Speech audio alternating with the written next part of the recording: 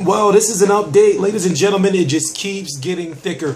So Thomas Hauser has been receiving some flack because of his story released on Mayweather and the banned IVs. Well, here is the most up-to-date statement from Thomas Hauser, and I'm going to read it in detail. And let me start here. This is what it says first. No amount of self-serving rhetoric from USADA can change the following unrefuted facts. The IV was administered at Floyd Mayweather's home after the weigh-in on May 1st. USDA learned about the IV on that date.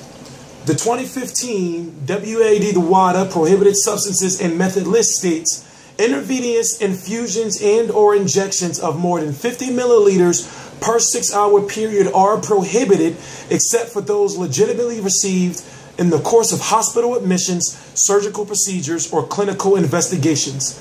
The above referenced prohibition is in effect at all times that the athlete is subject to testing. It exists because in addition to being administered for the purpose of adding specific substances to a person's bodies, an IV infusion can dilute or mask the presence of another substance that is already in a recipient's system or might be added to it in the near future. Mayweather Pacquiao was contested on May 2nd. Mayweather applied for the therapeutic use exemption on May the 19th, 17 days after the fight.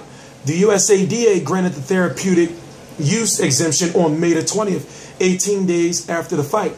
The USADA did not notify the Nevada State Athletic Commission about the IV until May the 21st, 19 days after the fight. Meanwhile, on May the 2nd, fight night, Manny Pacquiao's request to be injected with Toradol, a legal substance to ease the pain caused by a torn rotator cuff, was denied by the Nevada State Athletic Commission because the request was not made in a timely manner. It would be helpful to Travis Tygart or his spokesperson unanswered. That doesn't really, I don't know who that is. Oh, yeah, I know that is. It's the guy from the drug testing agency. Okay. What was the medical justification and supporting data that led the USADA granting the therapeutic use exemption for an otherwise prohibited IV procedure? So basically it's saying, like, what is the reason why he got this, IV? On how many occasions has the A sample of a professional boxer been tested by USADA come back positive for a prohibited substance? What was the testosterone to epitestosterone ratio for each urine test administered to Floyd Mayweather by the USADA for each of his fights, beginning with Mayweather versus Shane Mosley up to and including Mayweather versus Andre Berto?